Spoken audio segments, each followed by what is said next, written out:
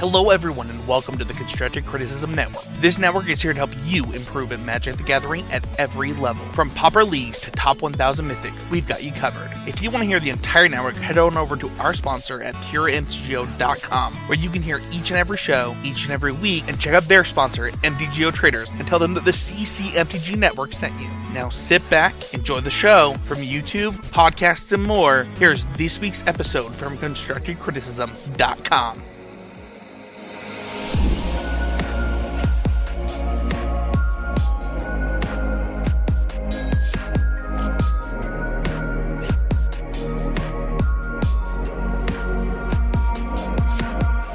Hello everybody, and welcome to episode 136 of the Common Knowledge Podcast.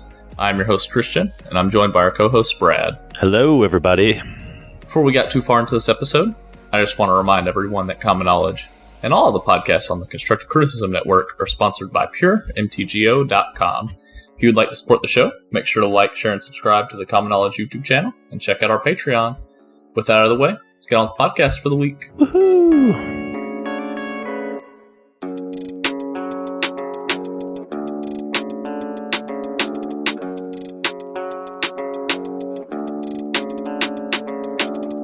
How is it going, dude? It's been a rough week, man. Yes, it has. A real rough week. Yeah, I imagine so. I'll let you get into it if you'd like. I don't know how much you want to talk about, but yeah, you've definitely had a more rough week than a lot of people I know. I'm just going to go ahead and basically say that work and personal life basically just like knocked me on my butt this week. Yeah. I guess is how I'll put it. Yep. What about yourself, though? What have you been up to?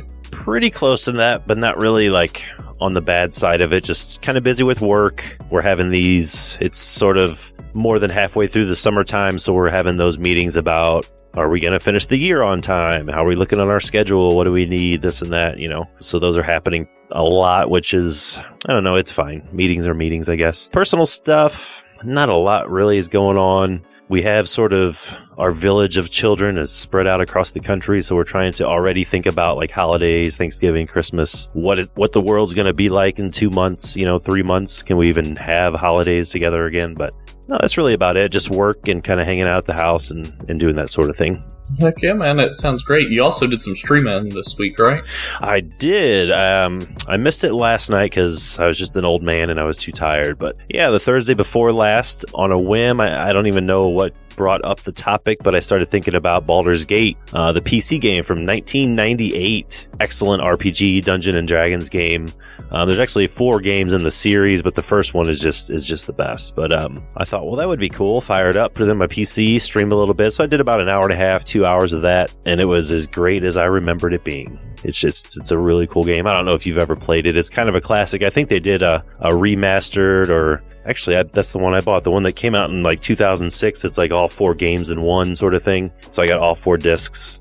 And no, it was just a really good time. My plan is to stream it a couple hours every week until I beat it, honestly. There's probably going to be like 10 months worth of streams, but that'd be cool. Right.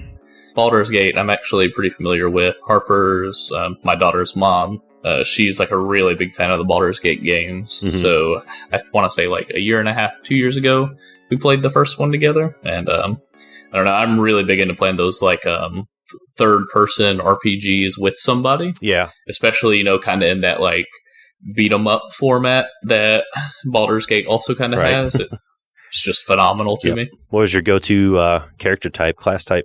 I couldn't even think now. Probably just, like, the standard warrior. And if I had to guess, she was whatever the, like, spellslinger class was. Oh, okay. Yep. Nice. I'm a fighter thief. Every time I've ever role-played, if fighter thief is a class, that's the one I'm taking. But that leads to a lot of deaths in Baldur's Gate, because I'll try to rob somebody or steal out of their trunk or whatever, and I'll get busted and get my butt whooped and start over. If you ever want to play a really good game, actually, this might be like a great stream idea, is Brad and Christian play Divinity Original Sin. Okay. Have you ever heard of it? I have heard of it, yes. It's the same like Baldur's Gate RPG style, but it puts a really heavy emphasis on the actual strategy. Like it's like turn-based combat. Okay. And one of the really cool things about the like multiplayer is that you create your characters together. But in typical Dungeons and Dragons fashion, it's an open world game where the characters can literally be on opposite ends of the world, and you can still play the game. Oh, wow. Okay. So you're not like held to a screen. And that's even if like you're just doing like couch co-op. Like online, it's much easier to envision. Right. But if you're doing like couch co-op, like the screen literally just splits in half whenever you get off the same screen. Oh, wow. That does sound pretty cool. But it's like a fantasy setting, or is it? Yeah. It's I don't want to say generic fantasy setting because I think the lore of it is really cool. Right. Never actually beaten it though because it's pretty difficult and it's also really long. Right. I remember beating, I think it was probably 99. I beat the original Baldur's Gate. And I want to say it took about 48, maybe 50 hours, like actual hours combined to beat it. And it's just a one-player game. So I was living with my daughter's mom at the time. And we had our own separate campaigns going. Like every night I would play for a couple hours and then log off. And then she'd play for a couple hours. And, it went that way for however long it took to beat us. And so she was literally 2 or 3 hours behind me in real time in the game, And when I beat the game, I swear to God, I don't know what happened, but I beat the game and I watched the finale and watched the credits and I turned off the computer or whatever I did, log out or whatever happens, in 1998 PCs. But I stopped playing and I went to turn the computer over to her so she could finish it. And the computer completely crashed and wiped the motherboard and everything. She lost her entire game after watching me beat it. That's rough, man. Yeah. See, my sister and I used to play Jak and Daxter, the first one, together a lot, and it was like kind of like a similar thing. And my sister is a fair bit older than me, so she was like just much better at those video games, right? And she always like just had a thing for platformers. Where like she was honestly never really a big gamer, but she just loves like platforming games. And I'll never forget a somewhat similar situation happened where we were playing it, I think on either PlayStation 1, PlayStation 2, whatever that game was out on. And we had like a shared like memory card. And at some point we get a second console, basically. Like my sister is like older, so she just like buys herself one. Right. And so she's going to like delete her stuff from the memory card, because, now she has her own or whatever, like transfer it over or whatever she's doing. Right. But she just accidentally deletes the entire thing, basically. And so it's like my young child selves work on Jak and Daxter, however far I was, but also every video game either one of us has played ever. Especially because like, the way stuff used to be presented on memory cards, it's not how it is now. Like when PlayStation 2 was out, it was like an achievement. You like go into your memory and each game has its own little like character logo thing, right? With the percentage completed its under own blocks, its own everything. Yeah, exactly. So just like watching all that fade. Ugh. Yep. I accidentally erased a campaign of original Xbox Lord of the Rings. I forget which was the best Lord of the Rings original Xbox game it was anyway. We were like halfway through it and it was just saved on the internal system. But the menu for saving the game wasn't really well like separated. Like the font was really weird and the words were written kind of cursive-y and stuff. It was just really easy to, there's like save and then like right underneath it was overwrite. And there was no like, are you sure? Are you sure? It was just like, boom, you overwrote it. It's done. One of my favorite video game franchises, I think, ever is Kirby. Sure. And there was a Game Boy Advance Kirby game called Kirby and the Magic Mirror, or the Amazing Mirror, maybe.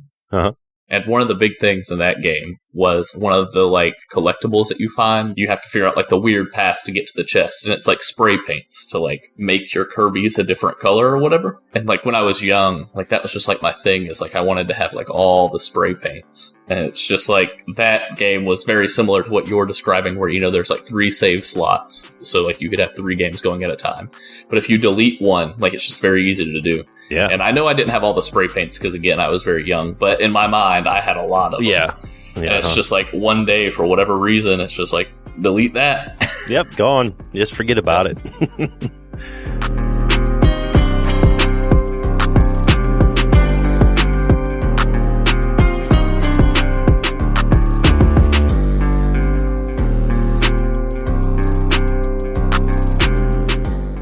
This week, I know that we just talked about video games for a lot. This week, I haven't really gotten to play much Magic. Have you been playing any of that? Not a ton, mainly because of what we were just talking about with the Baldur's Gate stuff. And then last weekend, my wife got her second dose. So I was kind of playing husband, father, homemaker nurse for the weekend, kind of taking care of her, getting what she needs if she needs rest or whatever. Not that it was like super taxing to keep up on the housework or whatever, but it was just, it is what it is. So I didn't play a whole lot then. I played a little bit this week, got in the tournament practice room. I know I tweeted it out, but I actually got my butt whooped by like original goblins, and it was awesome. It's just not something you see anymore.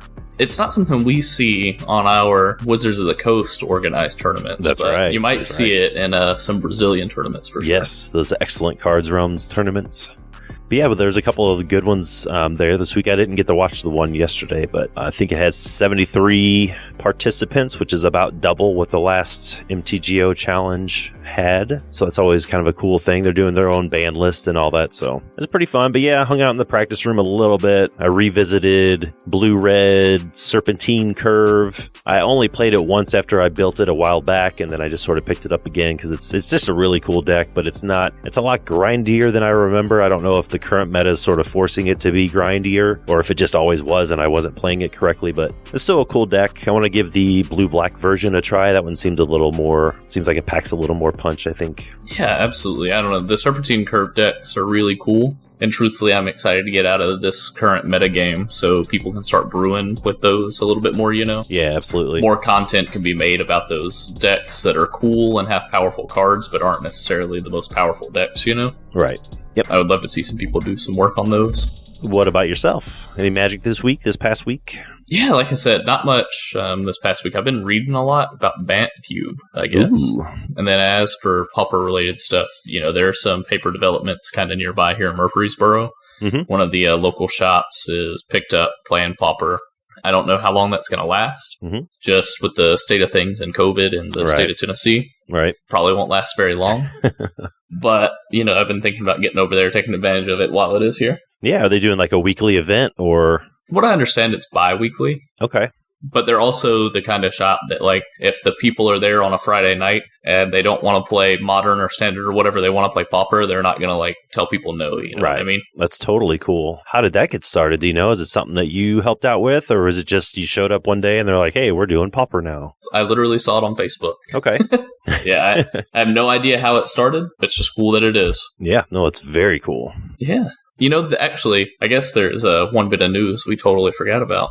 136 episodes in, you and I felt like we had a great run together, but, it's time to say goodbye. It is. To the logo. To the logo. Yeah, so we're making updates to some things on the show, and we wanted to start with some of the more aesthetic stuff, so the logo is going to be the first thing to go. And we're actually going to have our viewers submit logos to us. We plan on picking a winner sometime mid-December, and whatever logo we pick, you're going to get a sweet playmat with that logo on it. So, go ahead, start designing it, start thinking of some things, and send those over to myself and Brad or the Common Knowledge Twitter account. Email it over to us, put it in the Pauper Guild Discord, put it in the Heezy Game Media Discord, just put it everywhere. I'll see it. We're pretty much, we're easy to find. Did I say December? I meant September. I'm sorry. You did say December. That's okay. No, not a problem. But yeah, make sure it's some kind of image. Don't just send us ideas of what you think would be cool. I know we've pretty much, surrounded ourselves with some pretty awesome creative Pauper people, Pauper players and friends now. But try to send us an actual image or anything more than just a sketch, something we can actually take and just polish it up a tiny bit to get the requirements for the playmat or whatever, and then that'll be it. We'll run with it from there. You get a sweet playmat out of it. Absolutely. It's going to be a lot of fun to kind of go through them and kind of see some. And then, it's also going to be nice to not only send out that playmat, but also I'll probably get a playmat for myself with that logo on it. Sure. Yeah, I imagine I would too. And it's pretty much open to anyone that listens to this or watches it on YouTube. It doesn't have to be, patrons only or Twitter only or anything like that. So if you can't figure out a way to get it over to us, you could literally just post something down in the comments below this, and we'll look at that too. Yep. And then for this week, we basically had a short planning week just because I've had some stuff going on in my personal life. So we decided this week we're going to do just a slightly larger Q&A episode, kind of get back into the swing of things, or recording. And frankly, there's not really a lot to talk about as far as like the meta goes and all that stuff. So right. We don't have to pin it on me in my personal life. We can just say the truth. Right. If you're interested in the haps and the happenings on MTGO, they have included Pauper into the Season 3 Showcase Challenges. If you're going for more of the heavily competitive slant, you basically can enter the Showcase Challenges. I believe they're going to supplant or take place of a regular challenge, but once or twice a month, something like that, if I read it right. I'm not 100% sure on that. But yeah, if you win those, you get qualifier points to enter an even bigger challenge. And then if you win that challenge, you get to go to some sort of championship tournament on MTG Arena with like huge cash prizes and all that stuff. Yeah, no, that's actually, it's a super good development for Pauper for multiple reasons. Mm-hmm. One, it's always nice to be recognized as one of the competitive formats in Magic. You know, I think that there's a lot of brewers in Pauper, and I really love brews, and it's a lot of fun to see people kind of like work on stuff creatively. But there's also a really thriving competitive scene, both in the US and abroad. Yep. And so it's nice that the skill level of a lot of the players in our format get to be recognized. But also, maybe we'll get some bans before this gets going. Maybe we will. I think that when this was announced, this particular announcement happened, I think more people were excited about the potential of bans than they were Pauper getting their own showcases. I don't think it would necessarily be a lot of fun to prep for these if all you were ever thinking about was Storm, Affinity, and Delver/Fairies. But, you know, if they banned like 3 or 4 cards from Pauper, maybe an unban even, bam, we should get going. Bam. Sounds good to me. But yeah, that's the news. That's the news of the day for Pauper. There's been no bans yet, but there's been an announcement that could lead to some good bans. So, I think it starts in Season 3, so we should be in that already, correct? Season 3, the first event is on August 14th. That's a limited super qualifier. And then it looks like the first Pauper Showcase Challenge is Saturday to September 18th. At 8 a.m. Okay, perfect. But yeah, that's the big news there. But yeah, like you said, Christian, we're just going to hang out, talk a little bit. This is going to be a little bit of a bigger Q&A session. We don't really have a lot of, honestly, as much as I love to brew, I haven't really brewed very much in the last 7-8 weeks, however long it's been since Modern Horizons 2 came out. It's disappointing to brew, and there's just not much. You're either going to brew exactly to fight the meta, or you're going to brew what you want and just get stomped by the meta. Like, there's no fun in that for me. I know that you've kind of tossed around PDH, and that's something that I've also been thinking is, like, trying to get, like, a PDH thing going in the Discord, where I would hate to have people, like, spend money on it, because you never know how long it lasts, but, like, have some people proxy up some PDH decks, do some spell table PDH. Sure. Yeah, that would be kind of awesome. Yeah. There's just a couple rules that make it almost impossible to play PDH on MTGO. Yep. But I think we could do it on Spell Table, get a couple. I don't know if we'd necessarily have to run a tournament or anything, but yeah, that'd be fun. I've never actually played a game of PDH because no one I know, like, in real life plays it, but I've built 2 or 3 decks, maybe 3 or 4 decks by now. Yeah, no, it looks like a lot of fun. One of the things about PDH it doesn't suffer from, like normal Commander does, is I don't think there are very clear, like, best commanders, if that makes any sense. Oh, sure. Whereas, like, normal Commander, because they have those Commander explicit sets, there are some that are very pushed for that format. Yeah, it's like more of a brewer's paradise than, like, Constructed Pauper is, in my eyes. Because you have, 1,000 or more creatures to choose from for your commander, and then you just go from there. One of the ones that, like, I would want to build a deck around, I actually just looked it up to make sure I remembered what the card did correctly, is Crackling Drake. It costs 2 blue, yes, that's in 2 my stack. red. Yeah, it's a star and 4 flyer, and its power is equal to the total number of instant and sorcery cards you own in exile and in your graveyard, and whenever it enters the battlefield, draw a card. I would love to build, like, a control deck around that, and, like, you could even play Serpentine Curve. Yeah, that was the first thing I was thinking of. Yep, that'd be perfect. Behold the Multiverse, all that stuff. But yeah, just a quick Scryfall search. There's literally, I think it does include some silver borders in here, but there's literally almost 4,000 creatures printed at uncommon. So that kind of shows you that there's a lot you can do with PDH. Now, granted, most of them are monocolored. I haven't tried to build a monocolor PDH deck yet. That'd probably be a little more restrictive in our particular format, but it's always worth a shot. Yeah, absolutely. I agree. Monocolor seems really hard in PDH just because you would really be scratching the bottom of the barrel for some of your cards, I think, if you're trying to, like, stay on a game plan. But I could see maybe mono red working really well, just because there are so many aggressive cards that play well, because you have the token makers and then things that benefit from tokens and things that pump your tokens, and you just have your normal aggressive cards, and a lot of the best removal in Pauper are those aggressive red cards.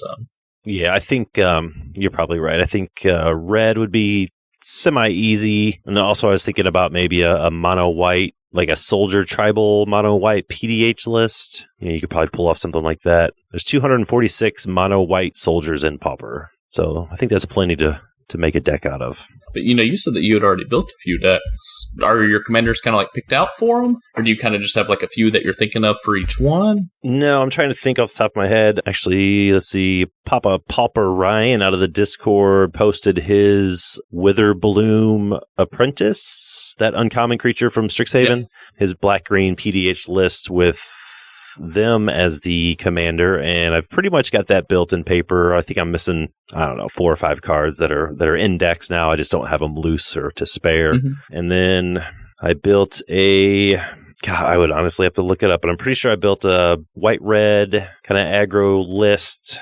Yeah, honestly, I would have to look up the other ones. I don't remember them because I didn't post them. I didn't really talk to anybody about them, so I'm kind of hesitant. I'm hesitant to even talk about them because I don't want somebody to look at it and be like, "What are you doing? This is terrible."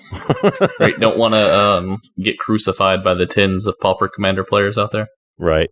Oh, I did build pretty much card for card off a deck I found on moxfield.com. The commander is Ether Sworn Sphinx from Modern Horizons 2. It's 7 generic, a blue and a white, for a 4/4 flying, but it has affinity for artifacts, which is cool, and it also has Cascade.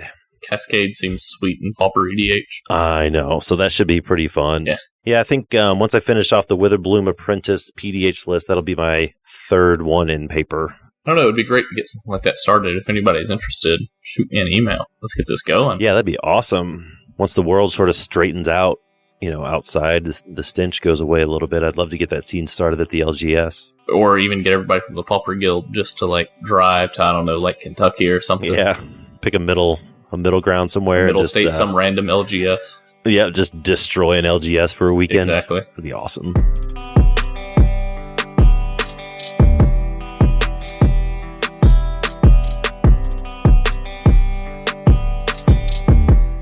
I guess if you want to, we can go ahead and get into the first couple of questions on our Q&A.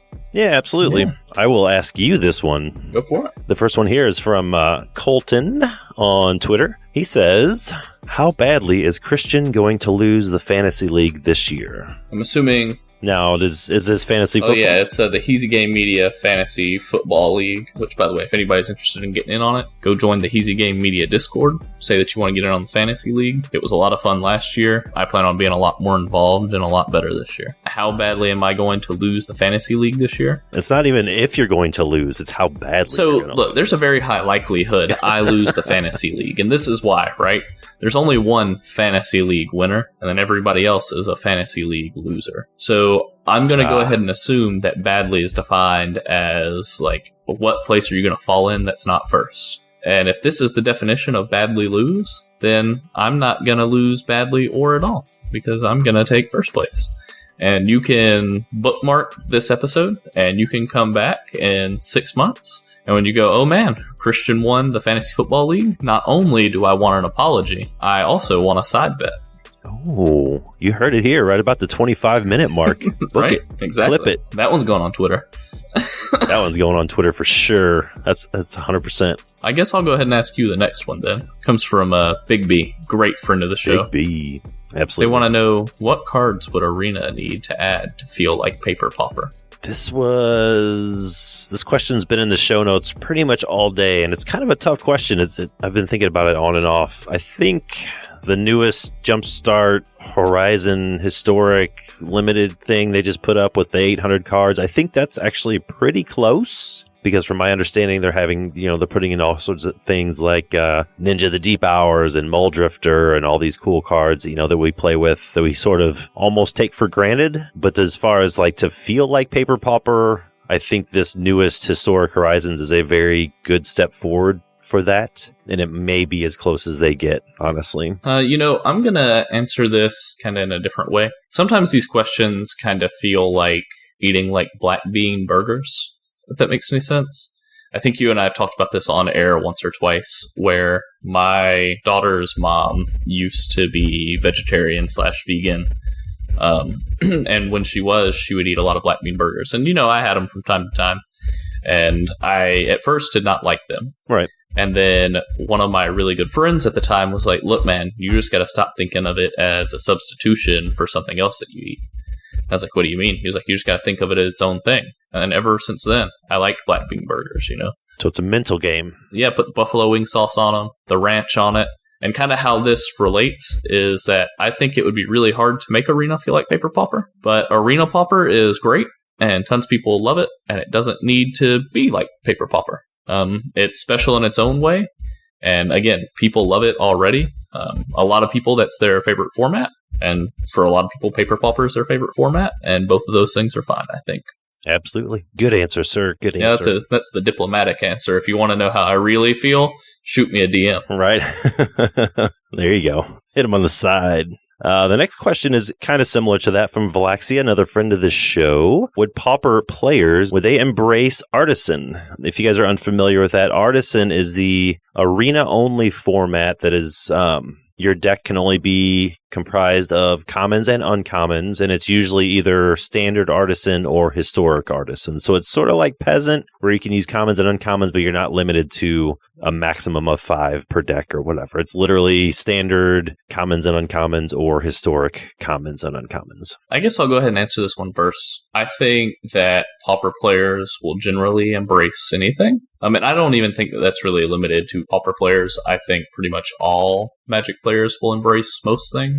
That's one thing you'll find out is most Magic players, regardless of what format they love, most Magic players will prefer to play Magic as opposed to not play Magic. Yeah, absolutely. The first time I heard of Pauper EDH, I was just like an EDH player at an LGS, and I walked in, and there were literally just like 4 guys sitting at a table, and one of them literally said, like, this is getting kind of boring. I like this still, but I want to do Pauper EDH. And somebody else said, what's that? And he told us, and then literally everybody goes to this bin of uncommons, and like we literally just took all of the uncommons and laid them out on this big square table in the middle of the LGS that it had at the time, and literally just started going through like all the uncommon creatures, looking for one to build a deck around. That's awesome. That's kind of what formats like Artisan remind me of, where I don't think anybody would have a difficulty embracing Artisan, but I think it needs to be more of like a collective thing, where like, you have 5 friends, and if you want them to embrace Artisan, you got to go, guys,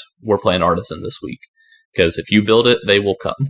I think the only hurdle really is keeping it format specific, because just in the nature or the spirit of Artisan being common and uncommon, that people already love Peasant. It wouldn't be hard to build an Artisan deck and take it to the shop or get other people playing this Artisan format, but specifically being just standard, Artisan or historic Artisan or even Pioneer Artisan, whatever you want to call it, that's where I think the biggest problem would lie. But because it is... I think because I'm a Pauper loyalist, I would love Artisan because it's got the flavor of Pauper, a lot of common cards to use, but it also sort of explores that next level in power and cards you get to play with. So short answer, yeah, I think a lot of players would embrace it, but more specifically, they would embrace it if it were a more accessible paper format, I think.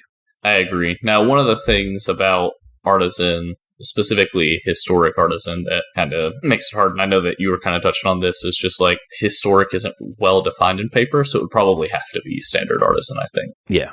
Moving on to the next one, Eddie Boy wants to know, what are we going to do with Pauper if the banhammer does not fall soon? I know you have very strong feelings on this, so I'm going to let you go first. Well, if it does not fall soon, the 12 stages of grief or whatever you go through. I think I've come to the acceptance part of that, whether it's step 4 or 12, I don't really know. But if the banhammer does not come soon, I think I'm okay with it because we're already seeing success on these player run events for different websites, MTG Melee, Cards Realm. They've cultivated or constructed their own ban list, which isn't super extensive. It's usually just the existing ban list that Pauper already has, and they've thrown like Chatterstorm and a couple of the new artifact lands on there and that sort of thing. And the events are awesome. And some of them are free. I think the majority of the events on there are free. Some of the ones on MTG Melee, you may have to pay an entry fee, but they have cash prizes and that sort of thing. But yeah, they're huge. They range anywhere from 20 to 75 people. And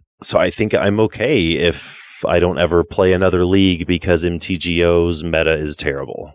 I'm pretty happy with the custom band lists, if you will. Yeah, absolutely. I'm sort of in agreement. Banhammer doesn't fall soon. These player-run events are taken off. And if they're going to continue to be that way, I don't see a reason to not partake in them. Sure. There are a few other options, like LGS metas or one of those things. Like you could have a custom LGS band. You and I have talked about going back to Pauper Singleton for a while, and playing that, as well as a few other things, So I think that eventually something will be banned in Pauper. And for the time being, Pauper players should just, kind of ride it out either with custom band lists or just play, different but similar formats.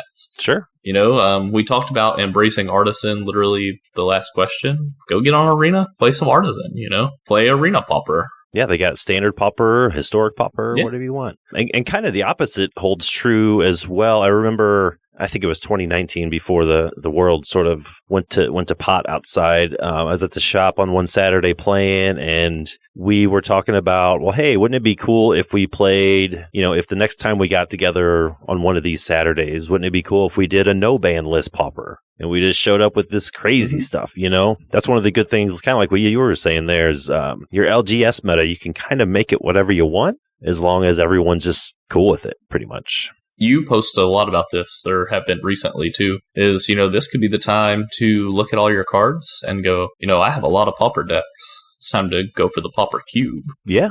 Absolutely. I've been adding to that. I've added new cards, shiny versions of existing cards, that sort of thing. Cube is getting more popular. There's always some Cube on Arena or MTGO or whatever. Yeah, that's always a possibility too. Absolutely. But yeah, what do we got next? Next, we got Jonah from Twitter. What would an ideal Pauper ban look like? How do we have a well-rounded format where the community will come back to play after said ban? And then also, what are our favorite games outside of Magic? Yeah, I'll go ahead and start this one off. An ideal Pauper ban, it's really complicated. I think Storm only needs one thing to hit, and then I think Affinity probably needs two bans. Storm, to me, just ban Shatterstorm. Cards that say the word Storm on them are insanely good. If you wanted to go ahead and ban Galvanic Relay just to keep things like kosher, ban all the Storm cards, that's fine. Affinity, I could see just banning the indestructible dual lands. I don't think Wizards can ever ban just one land in a cycle, unfortunately. But also, I've seen some brews with more black-red affinity splash blue, so you probably want to hit all of them anyways. And I think that makes Gorilla Shaman a lot better of a hate card, because I think that that's the main reason why Affinity is doing so good right now, is that one lights out hate card just isn't a thing anymore. Yeah. And then if that doesn't work, look into banning one of the 4/4s. Because even with, Dust to Dust is pretty crippling against Affinity, but even still then, at the earliest, you're at turn 3, turn 4. Exactly. And who knows what Affinity has accomplished in those few turns. The banning the 4/4s, one of them would definitely reduce the consistency of the deck, but I think then the deck could look to go more all in on the sacrifice combos with Disciples, or they could go a little bit grindier, play the 3 mana blue card that creates 1/1 Thopters. The name is blanking me at the moment, or the blue giant 5/6 that has Affinity. There's a lot of things that could replace those 4/4s is what I'm getting at. So I really think the lands need to go. Yeah, that's been talked about a lot. Unban Days, unban. A lot of people ask to unban Gush, and that seems a little ridiculous, but unban Hymn to Torok. If you're going to allow these turn 1, turn 2 just shenanigans to exist, you should give the opposite decks also some turn 2 shenanigans. I know that's probably not fair, but no, actually, I think unbanning Hymn to Torok, unbanning Gush, unbanning Peregrine Drake, I'm pretty sure just unbanning all those cards would create a lot more decks in Pauper that are viable with those tier 1 decks. Of course, blue-black Delver and Fairies gets Hymn to Torok if they want it, but then mono-black also gets Hymn to Torok as a way to fight Shatterstorm. The Peregrine Drake decks mean that the control decks actually have a really quick win condition that they're working towards setup, and they become combo control decks. If you get Gush, then there's more fast decks because Kiln Fiend combo is back on the table. Tireless Tribe comes back. Exactly. That's a solution, but typically I am more pro-ban than I am pro-unban. Yeah, no. Because, like, whenever you ban a card, right, it's because you're saying, I want the format to be something that is not this. And then, like, you make the format something way, like, crazier than that. So you're like, all right, this is okay. It just seems like you're not actually following through with, like, the spirit of what you were trying to do with the ban. You know what I mean? 100%. And as far as kind of the second half of that question, how do we have a well-rounded format where the community will come back to play? I think it's only just going to take a couple bans. You know, just based off Twitter alone, people are itching, they're craving, they're desperate to play in a healthy format again. So I think it'll just take a couple good bans, nothing ridiculous, and we'll be back to normal. You know, the leagues have been 150, 170 people. The challenges are barely firing, you know, on weekends, and that's just sort of unacceptable, but I think that'll fix itself once we have a couple bans. I pretty much agree. I don't even think it'd have to be a couple. I think if literally anything changes about Pauper, the people will come back. Sure. It's just something about, you know, if Pauper goes through a change, people want to come. They want to try and brew. They want to see if the change was good or bad, you know. So there will definitely be the short-term spike. I think for more long-term success, one of two things kind of needs to happen. Like, of course, bans or unbans. But then also, I think there needs to be more communication about what Pauper should be, you know? Like, I understand you can't design for Pauper because when you're trying to create limited formats, like, that's the reason that you have commons, right? Is because you want those to be, like, signposts for what your limited format really looks like. That's totally fine. But if you're going to do that, I would like to see them kind of manage Pauper a little bit more efficiently on the back end of things, where either hyper aggressive with bans or go, hey, we want Pauper to be that turn 2 format with crazy plays and unban a few things. You know, I always wondered why they can't, it's probably ridiculous, but why WotC can't have in charge like a format representative. You know, every time a set comes out, that modern guy, Joe Smith, whoever he is, he's not like in charge of designing cards for modern. He's more or less there to report on Strixhaven's impact for Pauper. When Strixhaven releases, he's got this big article, this big video that says, hey, welcome to Strixhaven. How is this going to affect modern? And why they can't have one for every format, pretty much. Is that ridiculous? Is that like a ridiculous idea? So this is the reason that I think it's ridiculous. I don't think that it's ridiculous because it's impossible to do. I think it's ridiculous because of the situation that person would be put in. Is, to be honest with you, Magic players suck at knowing what's good ahead of time, and they suck at knowing the ramifications of their actions. And I could not imagine being the guy that's like, you know, these lands are good, but I don't think they're going to break Pauper. I couldn't imagine being the guy that said that publicly if my whole job was to, like, tell people what's going to be too good in Pauper. It would be a job that, like, even if people say that they want it, and I know that there's going to be somebody that tells me, no, I would do that job. No, you wouldn't. Right. No, you wouldn't. I never think about the dark side of stuff. I'm just, it's all sunshine and unicorns over here. Right. As far as our favorite games to play outside of Magic, I have a bunch of them. Do you want to hold this to video games, board games, card games? I think his list was sort of anything, tabletop, you know, digital, whatever. I know we already talked about a few of them at the top of the show, but yeah, you want to run down one board game, one other card game, and one video game each? Yeah, that'll work. All right. Board game. Let me think. It's been a hot minute since I played an actual board game. I'm not super into like the, you know how there's craft beers and then there's like craft board games where there's like these just, it seems like everybody's making a board game in their basement and everybody's making a beer. Yeah, absolutely. I know exactly what games you're talking about. I don't get super into those. I'm more of just like the corporate aisle of board games at Walmart or whatever. I like Stratego a lot. I like Risk. I really like Risk. I'm terrible at it, but I do like it. So as far as like traditional board games, those are probably my go-tos. Risk and Stratego. You know, I don't play a lot of Risk. I don't think anybody really plays a lot of Risk just because of how long that game takes to play. Yeah. Well, I know that there are people that play a lot of Risk. I would love to play like a digital Risk game. That's another thing that maybe we could get going. Ooh, that'd be cool. Stratego is freaking great, though. I love Stratego. Yeah, Stratego's awesome. Yeah, as for my favorite board game, I've played a bunch. There are some that stick out as being like a cut above the rest in my mind. Probably my all-time favorite board game to play is Splendor, which is just a resource management game where there's a bunch of cards in the middle and you work on buying them to build a big resource engine. Great game. If you haven't played it, I totally recommend it. It's a game that you play it pretty much once and you kind of understand the gist of it. after you play it 2 times, you're like, oh, but what I do affects what other people do. And then after you played it like 10 times, you're like, so what's the percentage likelihood that if I take that card, this card flips over next for someone else to buy? Okay, so it doesn't necessarily, it's not very linear, like it doesn't play out the same way every time. Exactly. It's a game that is really easy to learn, kind of hard to master, but it's also just like one of those things where there's a lot of like risk and reward involved in your mind. Sure. I don't know. I love playing it. And then special board game shout out to Love Letter. I really want to play Love Letter with some people again. I have not heard of that one. I've heard of Splendor. I've not heard of Love Letter. Yeah, so Love Letter is like it's kind of a meme, but it actually is a great game that like in between rounds at a Magic tournament, there's going to be like 30 people playing Love Letter. Oh, okay. It's just great. It's really simple. Literally, like, you have 2 cards in your hand, and everybody has a sheet that tells you what the cards do at any given moment, and that's it. Nice. Literally, like, your turn is play a card, draw a card. You know what I mean? Yeah. Yeah, super great. Very cool.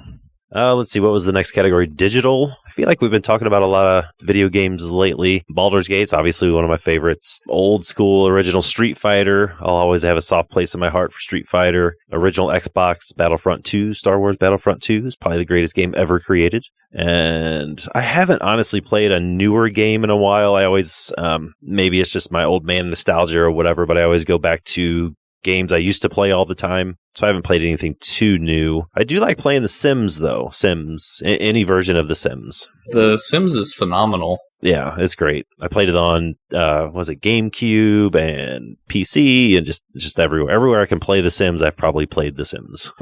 That's another game that like my sister got me into when I was young and she was older. She just loved playing The Sims, and I loved doing pretty much anything with my sister. So yeah. Uh-huh. Trying to stay away from video games that I haven't mentioned on the show before. It's just sort of like, I don't know, we talk about video games almost as much as we talk about Pauper. I know. Maybe like a dark horse, one of my favorite games that probably shouldn't be my favorite game is Marvel Ultimate Alliance, the first one. I played that on Xbox 360, and it's kind of like again that like Diablo-esque like third person top down view, kind of like fighter game with the like cool bosses and stuff, but it's Marvel themed, and it has a huge cast of Marvel characters. I don't even like superheroes that much, but that game's just fun, and it is nice to build these like dream teams of superheroes, if that makes any sense. There was a, I want to say it was for PlayStation 1, again, back in the 90s. There was a D&D fighting game, like a Street Fighter game, but it was D&D, and it was set with like characters from Ravenloft, I guess, and it was called Iron and Blood, and it was awesome. Yeah, you should totally look into that. I don't know if there's any sort of like emulator for it or if you just have to buy an old console and play it, but it was awesome. That's another stream game. Yes, absolutely. Quick, somebody write this down. Write this down. Take notes. I need to, that's one thing I've been shopping for is a video capture card so I can hook up the Wii or hook up the PlayStation or whatever and kill some old games. That is something that I want to do too, is like, it would be so cool to play a game with somebody on stream and kind of just like document the progress. Cause like, I remember doing that when I was younger with friends, is like playing the games together was great. But what was even more fun is like 3 weeks after we did something cool in a game, we would like be playing basketball or whatever. And then one of us go, hey man, do you remember when we did this badass thing? And it'd be like, oh yeah, that was badass. And everybody else is playing basketball with us, just like here's us talking about it. And they're like, oh man, I want to do the badass thing. And then all of a sudden you've got like 10 people in a bedroom passing around like 2 controllers arguing over like what perk we should buy for our character. Phenomenal. Good times. And then other card games, I'm going to keep this one kind of simple. I'm going to say pretty much anything with just like a standard deck of cards I'm a sucker for. Sure. I think the really popular one that a lot of Magic players play is Texas Hold'em. Yep, poker. But for me, I really love Spades. Spades is great. Spades is great. I haven't played it in so long, but yeah, Spades is great. Because I grew up and my mom and her friends, they all played. Every Saturday night they'd be in the kitchen playing cards and smoking cigarettes till like 5 a.m. just playing whatever they could play for, a quarter a bet or something. But it was like 3-card poker and 7-card poker and Texas Hold'em and Spades and Hearts and all these other crazy games. Yeah, I'm a fan of the break out the bicycle and deal up 52 cards and let's get to it. I guess our last question here is another doozy. Comes from Papa Pauper, Mr. Ryan. He wants to know what cards you and I would like to be downshifted. So a really hot topic in Pauper at all times is what cards could be downshifted, what cards should be downshifted. So I think you and I both came up with like a short wish list for what we want. We did. Some people don't enjoy the downshift conversation because I guess they don't like to have fun. But personally, I do like talking about downshifts. I don't ever get my hopes up. You know, when a new set comes out, I'm not like heartbroken that we didn't get something off my wish list. But yeah, I have no problem with talking downshifts. I'll go ahead and just start off. I'm going to rapid fire some cards at you, okay? Yeah, absolutely. So my number one card is going to be Big Game Hunter. Big Game Hunter is 3 mana. I believe it's a 3/2. It's a 2/1, I think. 2/1. Okay. And whenever it enters the battlefield, you destroy a target non-black creature, I believe. It's a generic and 2 black for a 1/1. Oh, 1/1. Human Rebel Assassin. I was wrong twice. Yeah, I was wrong too. When Big Game Hunter enters the battlefield, destroy target creature with power 4 or greater. It can't be regenerated, but it has a madness of a single black. That is awesome. You know, I didn't really remember exactly what the destroy effect was. I just knew it was a madness creature that destroyed other creatures. And I really like that because I think there's a lot of like graveyard shenanigans decks in Pauper that are like tier 3 that could become effective if something like this existed, you know? Yeah, absolutely. And like the fact that this, you know, has to take out like Gurmag Anglers or the Affinity 4/4s or something, as opposed to just any old creature, also means that like it wouldn't be really oppressive to have 2 of the, or I guess you couldn't really have it on a loop without like 2 enchantments already in play. You couldn't like do like a Tortured Existence loop with these, you know what I mean? Sure. Yep. Because you don't destroy all their creatures, just the important ones. Just the big ones. Just the ones that are going to kill you first. And then up next, we have everybody's favorite card, which is Become Immense. Love this card. So Become Immense is an instant. It costs 5 and a green, I believe, and it has Delve. And it's just target creature gets +6/+6 until end of turn. Booyah. Clean and simple. I love it. I believe it's a modern Infect staple at this point. Absolutely it is. You know, I'm not sure if it gets Infect over the hump in Pauper, although I could see the case for people saying that. I do think it would make Mono Green Stompy a little bit better. It would give it a slightly different point of attack. But, you know, the Delve cost is not as easy to pick up in Pauper as it is in other formats. Sure. And so that makes me think that this card wouldn't be like oppressive in the format. That 5, that'll really chew up your graveyard, you know what I mean? And it's hard to build a graveyard that big. Yeah, it really is. Yeah, you'd have to make a good argument to run more than 2 of those, I think, in any Pauper deck. And then up next is maybe your favorite card, Lightning Helix. Yes, this is one of my favorite cards ever printed. It does face damage, and I get a little incidental life gain. So Lightning Helix costs a red and a white, deals 3 damage to any target, and you gain 3 life. It's literally Lightning Bolt and Healing Salve stapled onto 1 card. Yep, and it's awesome. Absolutely phenomenal card. Love it to death. Another modern staple, actually. Or used to be. I'm not sure if it's seen much play anymore, but couldn't tell you. Up next, I have Merfolk Branchwalker. Yeah, this was one I had to look up when we were talking about it pre-show. Yeah, so Merfolk Branchwalker is a 2 mana 2/1. It costs a green and a generic, and whenever it enters the battlefield, it explores, which means you reveal the top card of your library, put that card into your hand if it's a land. Otherwise, put a +1/+1 counter on this creature, then put that card either back on top of your library or into your graveyard. Explore is a great mechanic. I would love to see it explored in Pauper on these like cheap green creatures. And I think Merfolk Branchwalker would be like a really good first test of how is this mechanic in Pauper on these creatures that are like kind of statted on rate and stuff. You know what I mean? Yep, I could totally see that getting a downshift in some supplementary product, you know, another Master's set or Commander set or something like that. I think it'd be totally safe. And then my last card is a card that I'm not sure would be good for Pauper, to put it lightly. Put it lightly, yes. Yeah, but I really like the card and would love to see it tested out in Pauper. If I lived in ideal fantasy land where if a card was too good, they banned it. Yeah, like instantly. Yep.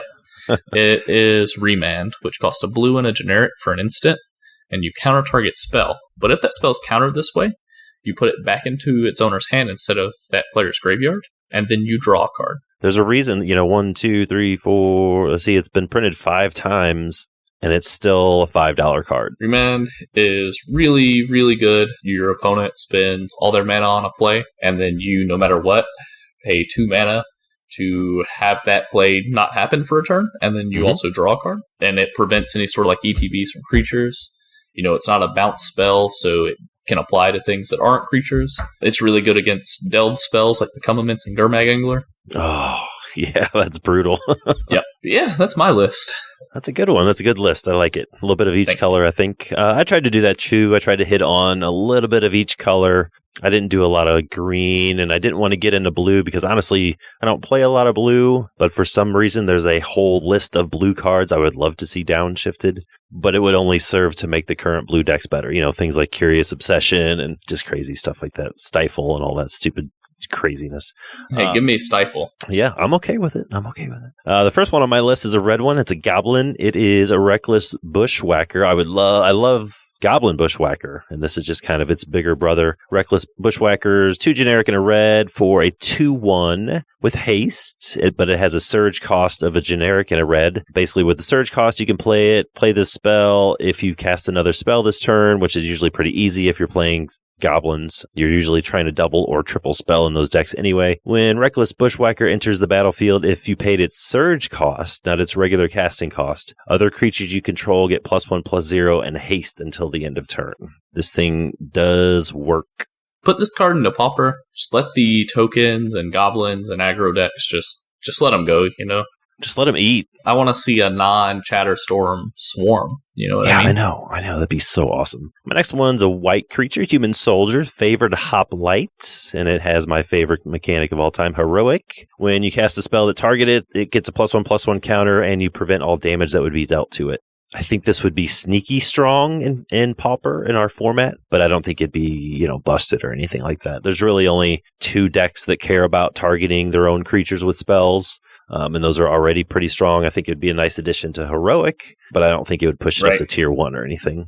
Let's see what else. This one was sort of generic. I didn't really have any specific example, but just give us some better or good at all 1-mana black creatures. I don't have any off the top of my head, but I think black could use a little bit of speed in the creature category. Black is a very slow color in our format. Usually the first couple turns are ate up with doing spells or resource denial, that sort of thing. Yeah. And then you start dropping your creatures. But I'd love to see a more traditional, quote-unquote, mono-black aggressive deck. We have the mono-black rogues deck currently, but I don't know if you consider that aggro. It's just more creature-heavy. Mm-hmm. And then, honestly, I don't think I need to go through all of them, but I would love if they finally finished off the cycle of Ravnica Guild Mages. That would be amazing. I know there are a couple that may be a little strong for Pauper, but overall, if you look at them, they're not like crazy strong. Dimir Guild Mage is a good card, the only one we have legal in our format. It didn't break anything. I know the format used to be grindier, back in the day or whatever. It used to be like a turn 9 or 10 or 12 format as opposed to a turn 4 format, but it was never broken. It's a fine card, and I think all the guild mages would be like that. I know that there are guild mages in almost every Ravnica set, but I'm talking like the original, guild mages, Orzhov, Boros, all that stuff. Finishing the cycle of guild mages, I think, would be really good because those cards are also really good for brewers. Yeah, that's probably my brewer heart talking. One that I totally forgot was on my list, and I think I've mentioned it before, but Monastery Swiftspear, probably too good for Pauper, but I would play nothing but mono red or Boros if we had Swiftspear. Yeah, Wizards, go ahead and give us Swiftspear, and then also give us Remand, and just see what the players can come up with. Just do it. We got some time, let's just see what happens. Yeah, actually give us both of those cards, and then don't ban the Storm stuff. Let us see what's going on. Okay. Let us see what's up. That's fine. That's cool. Exactly. I think you and I both had reasonable lists. I think so. I'd love to hear what people that watch us would like to see downshifted. They could let us know. Comments down below. Yeah, drop us a comment, DMs, message, tag us, hit us up, whatever you want to do. There are tens of thousands of cards that could be downshifted. I literally didn't go any further than what uncommons I'd like to see downshifted. I didn't even think about rares or anything like that, obviously. You're right. I need Teferi Time Raveler in Pauper. We need some planeswalkers. That's what we need. Wizards, make it happen. Make it happen. Downshift just the War of the Spark planeswalkers. Exactly. Every single one of them. Yep. But that's going to do it for this episode of Common Knowledge.